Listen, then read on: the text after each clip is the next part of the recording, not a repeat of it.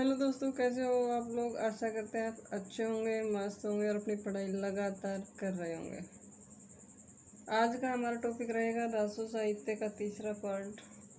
ये भाग तीसरा है। 2 पार्ट हम रासो साहित्य के पढ़ चुके हैं और इसमें हम जो रासो साहित्य चल रहा है, जहाँ से हमने छोड़ा था वहीं से आगे का हम पढ़ेंगे। हमने पढ़ लिया था रासो साहित्य की भूमिका, और भूमिका के बाद हमने पढ़ा था बिसल देव रासो वाला।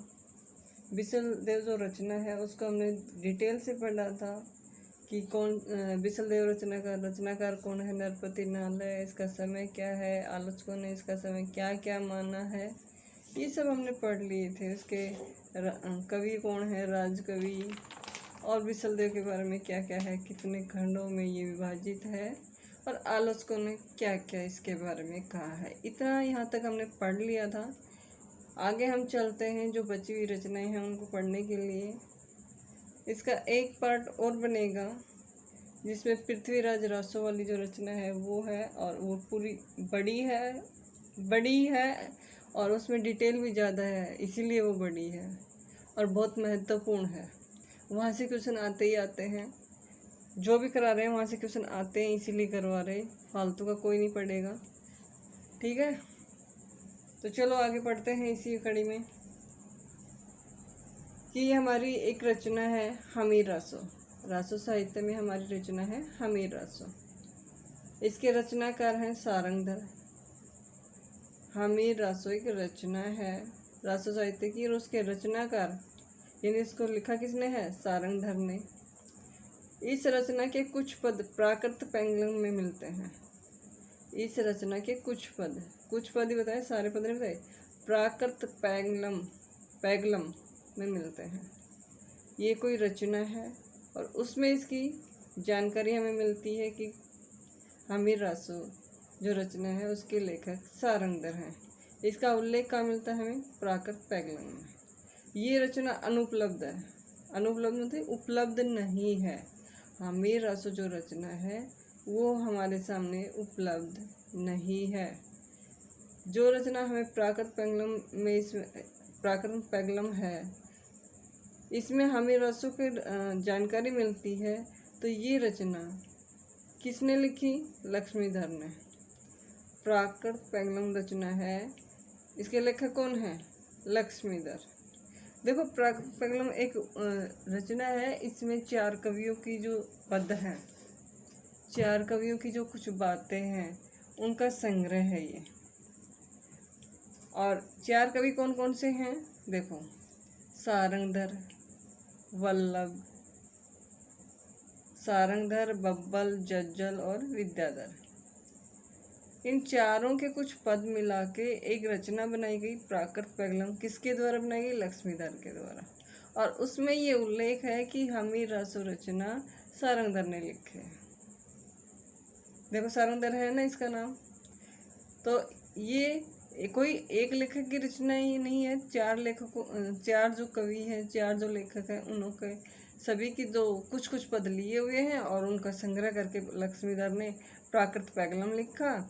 और उसी में हमें जानकारी मिलती है कि हमीर रासो की रचना है, उसके लेखक सारंगधर हैं। ठीक है, देखो मैं आपको एक बात बता देती हूँ। यहाँ पे जो ये नोट्स बना रखे हैं ना, ये खुद के लिए बनाए हुए हैं। खुद की प्रिपरेशन जहाँ चलती है ना, तो वो बहुत अच्छी तरह से बनाता है। खुद की जो प्रिपरेशन कोई भी कैंडिडेट करे, वो बहुत अच्छे नोट्स बनाता है अगर हाई लेवल की तैयारी कर रहा है।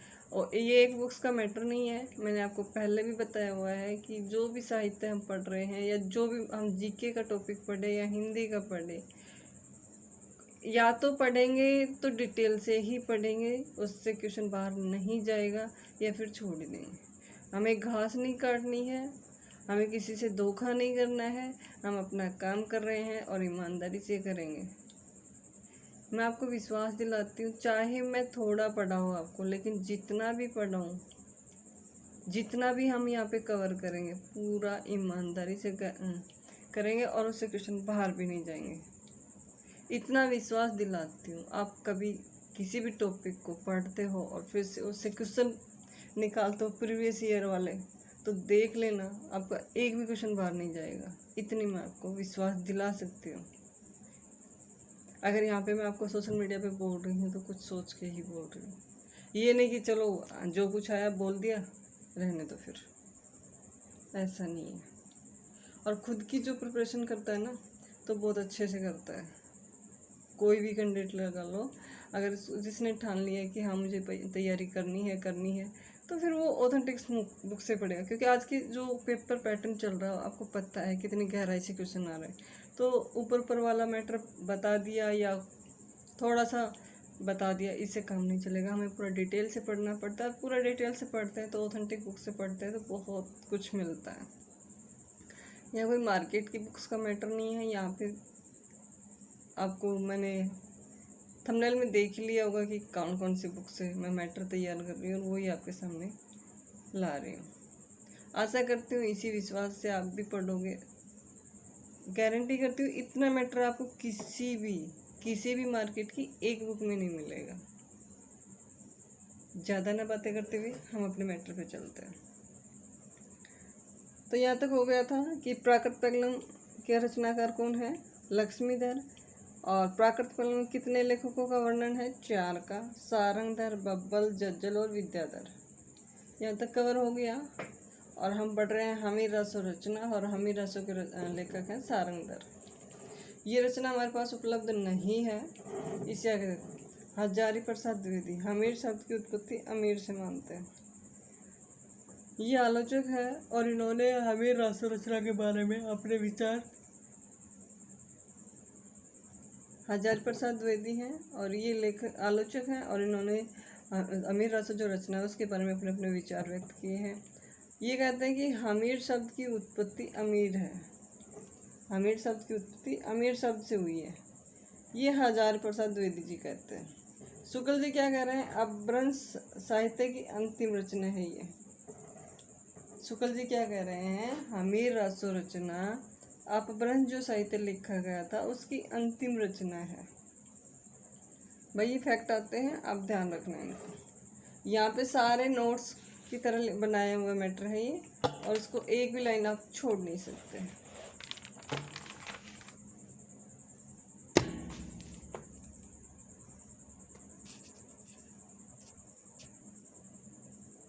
आगे देखो, यह रचना मैंने नोट करके डाली हुई ये बात, यह रचना वर्तमान में उपलब्ध नहीं है। अभी हमने पढ़ा था ना कि अनुपलब्ध है, तो इसका मतलब ये होगा ये रचना वर्तमान में उपलब्ध नहीं है। भाई अभी हमारे सामने कोई रचना है नहीं। प्राकृत पेंगलम में सारंगधर द्वारा रचित 8 कुंडलिनी छंद में मिले हैं। इसके जो लक्ष्मीधर ने लिखा है प्राकृत पेंगलम, उस रचना में सारंगधर द्वारा रचित 8 कुंडलिनी पद छंद मिले हैं, जिनके आधार पर शुक्ल जी ने, रामचंद्र शुक्ल जी ने इसके अस्तित्व की कल्पना की है। मैं शुक्ल जी ने कहा है कि सारंगधर में शुक्ल जी ने कहा कि प्राकृत पेंगलम में सारंगधर के जो पद मिले हैं उन्हीं के आधार पर हमीर रसो रचना की कल्पना की है। ये बात भी इम्पोर्टेंट है। और मोस्ट इम्पोर्टेंट बात आपको एक और बता देती हूँ, मैंने यहाँ पे लिखा हुआ है, हाईलाइट कर रखा। देखो, राहुल संस्कारताएं ने इन पदों को सारंगधर द्वारा रचित न मानकर जज्जल द्वारा रचित माना है। इसका मतलब क्या होता है कि हमीर रसों की जो हम 8 ही कुंडलिनी छंद बता रहे हैं कि प्राकृत पेंगलम में लिखा हुआ है, तो राहुल संकर्तन जो एक घुमक्कड़ प्रवृत्ति के इंसान थे, जिन्होंने यात्रा वृत्तांत बहुत अच्छे लिखे हैं, इन्होंने कहा है कि नहीं, ये सारंगधर द्वारा रचित नहीं है, ये जज्जल के पद है, ये सारंगधर के पद नहीं है। ऐसे भी क्वेश्चन ये आ चुका है, इसलिए मैंने हाईलाइट किया हुआ है आपको, क्योंकि सारे क्वेश्चन वही हैं जो एग्जाम में आते हैं, वो ही मैटर ले रखा है और जो आने वाले हैं वो भी ले रखे हैं, जो संभावना जिनकी बनती है। आगे हजारी प्रसाद द्विवेदी क्या कहते हैं, हजारी प्रसाद क्या कहते हैं, हमीर किसी पात्र या शासक का नाम न होकर के अमीर शब्द का विकृत रूप है। देखो, उन्होंने 2 बातें की। हमीर शब्द की उत्पत्ति अमीर से मानते हैं। दूसरा इन्होंने कहा कि हमीर किसी पात्र या शासक का नाम नहीं है, यानी कोई पात्र नहीं है, इसमें कोई कैंडिडेट नहीं है। ये तो अमीर शब्द का विकृत रूप है, यानी बिगड़ा हुआ रूप है। हमीर शब्द अमीर का बिगड़ा हुआ रूप है। ये कौन कह रहे हैं? विकृत का मतलब बिगड़ा हुआ होता है ना, तो ये होता है हजारी प्रसाद द्विवेदी जी ये बात कह रहे हैं। यहाँ तक आपको समझ में आ गया। और हमीर रचना में क्या है वो भी मैं आपको बता देती हूँ। देखिए, इसका कथानक है कि हमीर देव चौहान जो रणथंभौर के शासक हैं के द्वारा मोहम्मद शाह कब्रू को शरण देना। हमीर शासक है, हमारे हिंदू के जो शासक होते हैं वो बहुत दयालु प्रवृत्ति, अगर कोई दुश्मन भी उनके चौखट पे आ जाता है तो उनको शरण देते हैं। ये हमारे सनातन धर्म की भी एक वो विशेषता है। तो ये कह रहे हैं कि हमीर देव चौहान जो रणथंभौर के शासक थे द्वारा मोहम्मद शाह कब्रू को शरण देना। मोहम्मद शाह को इन्होंने शरण दी। अलाउद्दीन इस बात से चिढ़ गया था, तो अलाउद्दीन खिलजी द्वारा रणथंभौर पर आक्रमण कर दिया कि आप मेरे दुश्मन को शरण दे रहे हो। अलाउद्दीन खिलजी ने ये कहा, और जब आक्रमण हो गया तो वीरतापूर्वक लड़ते हुए हमीर शासक का शहीद होना। यानी एक किसी को शरण देना और उस शरणार्थी को बचाने के लिए अपने प्राणों का बलिदान कर देना, ऐसे थे हमीर देव चौहान। हमीर देव ने इसको शरण दे दी। अलाउद्दीन चिढ़ गया कि भाई नहीं, आपने इसको शरण क्यों दी, या तो मेरे को सौंप दो वरना मैं आपके ऊपर आक्रमण करूँगा। तो उन्होंने कहा कि हमने इनको शरण दी है तो हम आपको इनको सौंप नहीं सकते। हमारी जिम्मेदारी बनती है कि जो हमारी शरण में आ गए उसके लिए हम जी जान से मर भी सकते हैं।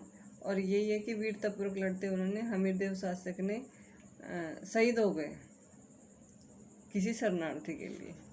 ये कहानी है। 8 ही तो हैं, 8 ही तो छंद है कुंडलिनी छंद वाले, तो उसमें इतना ही दिखाया है। ये इसका कथानक है। ये थी हमीर रासो रचना। रासो साहित्य की महत्वपूर्ण रचना है ये भी। और देखो एक बात और बता देती हूँ आपको, हमीर से संबंधित रचनाएं हमीर रासो है। हमीर शब्द से जितनी और रचनाएं हैं मैं आपको वो भी थोड़ा सा एक जगह करवा देती हूँ कि आप कंफ्यूज ना हो, क्योंकि हमीर नाम से अनेक रचनाएं हैं। हमने पढ़ा हमीर रासो, उसके थे सारंगधर। अभी देखो आगे भी हमीर से संबंधित रचनाएं। हमीर महाकाव्य ये संस्कृत में लिखा हुआ है, ये नैनचंद सूरी का है। हमीर सबसे मिलती जुलती जो रचनाएं हैं जो हमें कंफ्यूज करती है एग्जाम में, वही बता रही हूँ। हमीर महाकाव्य ये संस्कृत का है और नैनचंद सूरी ने इसको लिखा हुआ है। हमीर हट है, एक तो गवाल का है, एक हमीर हट है चंद्रशेखर वाजपेयी का।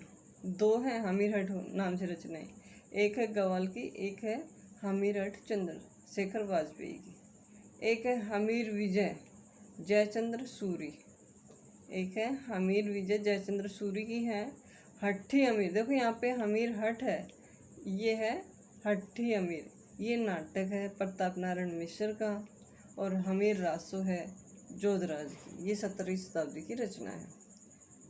देखो 1 2 3 4 5 6 हमीर सबसे 6 रचनाएं हो रहे हैं। एक तो हमीर रासो तो है ही है, उसके अलावा 6 रचनाएं हो रहे हैं और इनको आपको याद रखना। ये एग्जाम में आते हैं ना तो ऐसे कंफ्यूज हो जाते हैं। तो देखो हमीर महाकाव्य संस्कृत का है, नैनचंद सूरी का है। हमीर हट गवाल का है। हमीर हट चंद्रशेखर वाजपेयी का भी है। हमीर विजय जयचंद्र सूरी का है। हम हट्ठी अमीर, यहाँ पे हमीर हट था, यहाँ पे हट्ठी अमीर नाटक है, ये प्रताप नारायण मिश्र का, जब हम नाटक पढ़ेंगे तब भी पढ़ेंगे।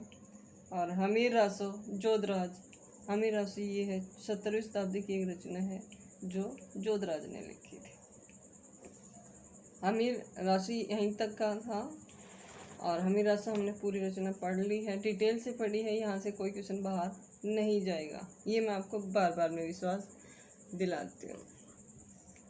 परमाल रासो देख लो, अगली रचना है हमारे पास परमाल रासो, इसको आलाखंड भी कहते हैं। अगली रचना है हमारी परमाल रासो, इसको आलाखंड भी कहते हैं। देखो इसके रचनाकार हैं जगनिक। इसके रचनाकार कौन है? जगनिक। समय है विक्रम संवत 1230 और अगर ईस्वी में पूछे तो 1173 ईस्वी। अगर ईस्वी में पूछते हो तो 1173 ईस्वी और विक्रम संवत में 1230। परमाल रासो एक गय काव्य है। इसमें आला और उदल नामक के दो कैंडिडेट होते हैं और वो शहीद हो जाते हैं। और इसका प्रकाशन भी हुआ, पहले किसी ने करवाया, दूसरा किसी ने करवाया। बहुत महत्वपूर्ण रचना, यहाँ से क्वेश्चन होते ही होते हैं। ऐसे ही पूछ लेता सीधा, परमाल रासो का दूसरा नाम क्या है? आलाखंड है। इसके रचनाकार कौन है? एक एक लाइन यहाँ से आई हुई है एग्जाम में। आप कोई भी एग्जाम के वो प्रीवियस ईयर्स क्वेश्चन देखोगे तो किसी में रचनाकार पूछा है, किसी में इसमें इसका दूसरा नाम पूछा है, कभी इसका समय पूछ लिया, इसकी जो डिटेल है अंदर से वो पूछ ली, प्रकाशन पूछ लिया, अंग्रेजी में अनुवाद किसने किया था ये भी पूछ लेते हैं, दूसरा प्रकाशन किसने करवाया था ये भी पूछ लेते हैं, इसके पात्र कौन कौन से हैं, आला उदल, इसके बारे में भी पूछा हुआ है। ठीक है, तो ऐसे क्वेश्चन आते हैं सारे, हम एक भी पॉइंट नहीं छोड़ेंगे यहाँ से। तो देखो, इसका रचनाकार है जगनिक और इसका समय है 1230 विक्रम संवत, और अगर आप ईस्वी में निकालोगे तो बनेगा 1173 ईस्वी। विशेष तथ्य इसमें क्या है? ये रचना मूल रूप से अनुपलब्ध है। ये रचना भी हमीर रासों की तरह ही हमारे पास उपलब्ध नहीं है। ये रचना मूल रूप से अनुपलब्ध है। ऐसे आ जाते फैक्ट, सत्य है, नहीं सत्य, परमाल रासों के बारे में सत्य क्या है, असत्य क्या है, असत्य नहीं है, सत्य नहीं है, ऐसे करके। और इसी से लेते लाइन, एक ये उठा ली, आलाखंड वाली पूछ ली, एक समय पूछ लिया, एक अंदर से डिटेल पूछ लिया और पूछ लेंगे इसमें कौन सी बात सही है और कौन सी बात गलत है, ऐसे भी पूछ लेते हैं। तो हमें पूरी डिटेल पता होगी तभी हम क्वेश्चन कर पाएंगे। तो कोई भी बात हम छोड़ेंगे नहीं।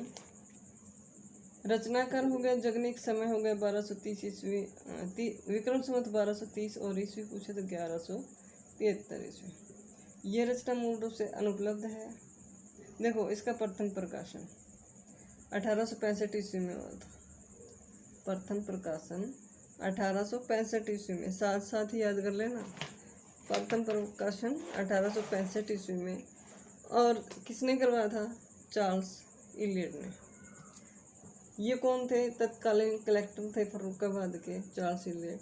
और इन्होंने 1865 में इसका प्रकाशन किया और आलाखंड नाम से किया। ऐसा क्वेश्चन आ चुका है कि आलाखंड नाम से प्रकाशन किसने करवाया, कब करवाया? तो 1865 में करवाया प्रथम प्रकाशन, चार्ल्स इलियट ने करवाया। और ये थे तत्कालीन कलेक्टर फर्रुखाबाद के। फर्रुखाबाद के तत्कालीन कलेक्टर थे ये और चार्ल्स इलियट। इन्होंने 1865 में आलाखंड नाम से प्रथम प्रकाशन करवाया। देखो, उसके बाद दूसरा प्रकाशन 1920 में हुआ। पहला 1865 में, उसके बाद 1920 में हुआ। ये श्याम सुंदर दास जी ने करवाया था। ये डॉक्टर श्याम सुंदर दास ने करवाया था दूसरा प्रकाशन। कहाँ से करवाया? नागरी प्रचारणी सभा काशी से करवाया। किस नाम से करवाया? परमाल रासो से। देखो, ये रचना का नाम परमाल रासो पड़ा तो यहीं से पढ़े हैं। क्यों? इन्होंने श्याम सुंदर दास ने परमाल रासो नाम से प्रकाशन करवाया था। कहाँ से करवाया? नागरी प्रचारणी सभा काशी से। कब करवाया? 1920 में। कौन सा प्रकाशन था? दूसरा। किसने करवाया? श्याम सुंदर दास ने। एक लाइन में कितने हो गए? 1 2 3 4। एक ही लाइन में 4 क्वेश्चन। नोट्स ऐसे ही बनते हैं कि ज़्यादा कचरा नहीं लिखना। तय है, ती है, तू है, से कुछ नहीं होने वाला। हमें तो सिर्फ मैटर चाहिए कि हम वहाँ से ऑब्जेक्टिव टाइप क्वेश्चन कर चुके। तो आपने देखा कि पहला प्रकाशन 1865 में चार्ल्स इलियट ने आलाखंड नाम से करवाया था। चार्ल्स इलियट कौन थे? तत्कालीन कलेक्टर फर्रुखाबाद के थे। दूसरा प्रकाशन कराया 1920 में और श्याम सुंदर दास ने करवाया, नागरिक प्रचारणी सभा से करवाया और इसका नाम क्या था? परमाल रासो नाम से करवाया था। यहाँ तक समझ में आया? कोई डाउट हो तो आप ज़रूर बताना। देखो, इसका अंग्रेजी में भी अनुवाद हुआ। अंग्रेजी में भी परमाल रासो का अनुवाद हुआ था। अंग्रेजी में अनुवाद किसने किया? वाटरफील्ड ने। अंग्रेजी में अनुवाद वाटरफील्ड ने करवाया। ये भी आपके सामने बता दिया गया। आगे चलते हैं। देखो, वाटरफील्ड ने अंग्रेजी में अनुवाद करने के बाद इसमें पढ़ते हैं इसके अंदर क्या क्या बातें हैं। जो हम परमाल रासो रचना पढ़ रहे हैं उसके अंदर की डिटेल पढ़ते हैं। देखो इसमें वीर बनाफरों द्वारा किए गए 52 युद्धों का वर्णन है। देखो एक जाति होती है इसमें वीर बनाफर, और उनके द्वारा जो युद्ध किए गए हैं कितने 52 युद्धों का वर्णन है। यह रचना अपनी गीता के लिए प्रसिद्ध है। यानी आप बताओ, गीता यानी गाई जा सकने वाली रचना है। ये रचना गीता के लिए ज़्यादा प्रसिद्ध है। ये उसमें आते हैं सत्य वाले पूछते हैं, उसमें ये अंदर की बातें पूछते हैं और उसमें बताता है कौन सी बातें सत्य। तो जब तक हम पूरी डिटेल से नहीं पढ़ेंगे तो हम कैसे करेंगे, इसलिए बता रही हूँ। ये वीर बनाफरों द्वारा किए गए 52 जो युद्ध हैं उनका वर्णन इस रचना में है, और ये रचना अपनी गीता के लिए प्रसिद्ध है। इसके पद कौन सी ऋतु में गाए जाते हैं? वर्षा ऋतु में। ये क्वेश्चन आ चुका है। और कहाँ कहाँ गाए जाते हैं? देखो महोबा, बुंदेलखंड और बैसवाड़ा के आसपास गाए जाते हैं। ऐसे आता है कि कौन सी रचना के गीत महोबा, बुंदेलखंड और बैसवाड़ा के आसपास गाए जाते हैं। या फिर ऐसे पूछते हैं कि परमाल रासों के जो वर्षा गीत हैं वो कहाँ गाए जाते हैं। तो ऐसे क्षेत्र पूछ लेते हैं, महोबा, बुंदेलखंड, बैसवाड़ा, और उसके पास इसके साथ साथ 2-4 और भी बातें स्थानों के नाम दे दिए जाते हैं। इस रचना में अल्लाह और उद्दल नामक क्षत्रिय सामंतों की वीर गाथा के अनेक वर्णन है। देखो अल्लाह और उद्दल बहुत वीर योद्धा थे, बहुत ही ज़्यादा वीर थे। इतने वीर, इससे पूरी जो ये क्षेत्र है महोबा, बुंदेलखंड, बांसवाड़ा वाला, ये पूरा ही ऐसे था कि हमारे पास गर्व था इनके पास कि आला उदल हमारे पास ऐसे वीर योद्धा हैं। और ये वीर योद्धा के साथ साथ समझदार भी थे। तो इस बात को पता चल रहा कि जो सामंतों में वीर गाथा थी आला और उदल की, और एक नहीं अनेक बातों का वर्णन है इसमें। इस रचना में आला और उदल नामक क्षत्रिय सामंतों की वीर गाथा के अनेक वर्णन है। इनकी वीरता का वर्णन अनेक जगह पे हमें मिलता है परमाल रासो रचना में। तो देखो इसमें पूछा भी है परमाल रासो के आला उद्दल किस रचना के पात्र हैं, ऐसे पूछा हुआ है। तो ये परमाल रासो के सारे क्वेश्चन इंपॉर्टेंट है। यहाँ पे बोली कौन सी है, यहाँ पे कौन सी इसकी बोली है परमाल रासो की, तो बनाफरी बोली रचित है ये। शैली कौन सी पूछे, शैली पूछते तो आपको बताना है आला शैली। देखो बनाफरी बोली है, शैली है इसकी आला शैली। वर्षा ऋतु में गाए जाते हैं। कौन सा क्षेत्र है? महोबा, बुंदेलखंड, बैसवाड़ा। कौन से पात्र हैं? आला उदल। और इसमें वीर बनाफरों द्वारा किए गए 52 युद्धों का वर्णन है, और अपनी गीता के लिए बहुत ही प्रसिद्ध है। आप ऐसे छोटे नोट्स बना लेना, पात्र आला उदल मैंने आपको समझाने के लिए बनाया हुआ है, और लास्ट तक आपके इतने छोटे नोट्स में बहुत कुछ मैटर तैयार हो सकता है। देखो आलोचकों ने क्या क्या कहा परमाल रासो के बारे में, वो भी मैं आपको बता देती हूँ। हजारी प्रसाद द्विवेदी, देखो आप देखोगे हर जगह हजारी प्रसाद द्विवेदी, भाई इनकी कथन आते हैं ऐसे कैसे? कथन आते हैं और हमें पढ़ने ही पड़ेंगे। हजारी प्रसाद द्विवेदी क्या कह रहे हैं कि परमाल रासो रचना को अर्ध प्रमाणिक माना है। हजारी प्रसाद द्विवेदी ने परमाल रासो रचना को अर्ध प्रमाणिक माना है। ये क्वेश्चन आ चुका है, और इसकी प्रसिद्ध पंक्ति है, देखो 12 बरस लो कुकर जीवे अरु 13 लो जिए सियार।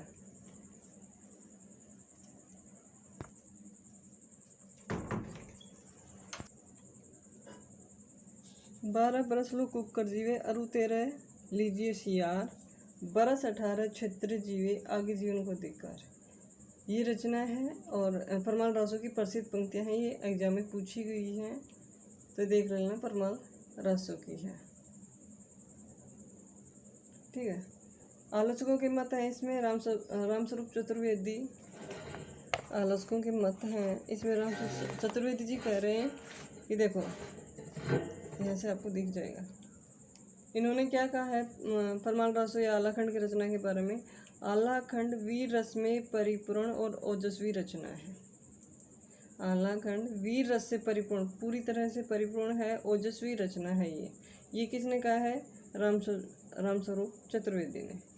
शुक्ल जी कह रहे हैं कि वीर गीतात्मक काव्य के रूप में रचित यह ग्रंथ इतना लोकप्रिय हुआ कि इसके वीर गीतों का प्रचार उत्तरी भारत में हो गया। शुक्ल जी क्या कर रहे हैं, वीर गीतात्मक काव्य के रूप में रचित यह ग्रंथ इतना लोकप्रिय हुआ कि इसके वीर गीतों का प्रचार उत्तरी भारत में हो गया। ये बात शुक्ल जी कह रहे हैं। रामसूत्र चतुर्वेदी जी क्या कह रहे हैं कि आलाखंड वीर रस से परिपूर्ण एवं ओजस्वी रचना है। शुक्ल जी कह रहे हैं कि ये इतना प्रसिद्ध हो गया, इनकी जो वीर गीतात्मक काव्य के रूप में इतना प्रसिद्ध हुआ, इतना लोकप्रिय हुआ कि पूरे उत्तरी भारत में इसका प्रचार हो गया। तो देखो पूरा उत्तरी भारत में हुआ है तो कितनी लोकप्रिय रही होगी ये रचना अपने समय में। बच्चन सिंह क्या कह रहे हैं कि आलाखंड में श्रृंगारिक वर्णन का एकांत अभाव है, कि आलाखंड में श्रृंगारिक वर्णन है वो नहीं है, एकांत अभाव है, बाकी वीर रस से परिपूर्ण है ये। तो ये थी परमाल रासो रचना आपकी। परमाल रासो रचना पूरी डिटेल से पढ़ ली है, और हमने ये भी पढ़ी थी हमीर रासो। 2 रचना हमारी पूरी डिटेल से हो गई है। बाकी की छोटी छोटी रचनाएं हैं वो भी आपको दिखा देते हैं। देखो अगली रचना है संदेश राशक। अगली रचना है हमारी संदेश राशक। संदेश राशक का रचनाकार कौन है, अदयमान। ऐसे ही नाम आता है अदयमान। अब मैं भी अपने हिसाब से नाम थोड़ी लिख सकती हूँ, जो है वही बताऊंगी। संदेश राशक का रचनाकार है अदयमान। इसमें छंद कितने हैं, 22। प्रक्रम कितने हैं, 3। ये छंद के बाद जो प्रक्रम आते हैं वो 3 बता रखे हैं उन्होंने। विरह प्रदान खंड काव्य है, खंड काव्य है ये, खंड काव्य, ये बात महत्वपूर्ण। विरह प्रदान है। संदेश राशि, इसमें विरहणी अपने प्रियतम के लिए संदेश भेजती है, कोई भी आता है उसी के थ्रू, वो पूरी डिटेल इसमें दी हुई है। विरह प्रदान है ये। मुख्य छंद कौन सा है इसमें, राशक। मुख्य छंद कौन सा है, राशक। अलग से छंद फिर तो दोहा भी आ जाता है। तो बस इसमें इतना ही है। संदेश राशक का रचनाकार है अदयमान। छंद 22 है, प्रक्रम 3 है, और विरह प्रदान खंड काव्य। मुख्य छंद इसका राशक, ये बात इम्पोर्टेंट है। अगली रचना है विजयपाल रासो। अगली रचना हमारी कौन सी आती है, विजयपाल रासो। चलो इसके बारे में पढ़ लेते हैं।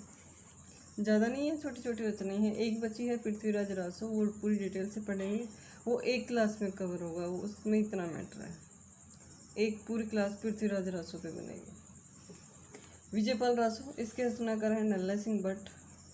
कौन है इसके रचनाकार, नल्ला सिंह भट्ट। इस ग्रंथ में विजयपाल राजा दिग्विजय के विभिन्न युद्धों और प्रशस्तियों का वर्णन है।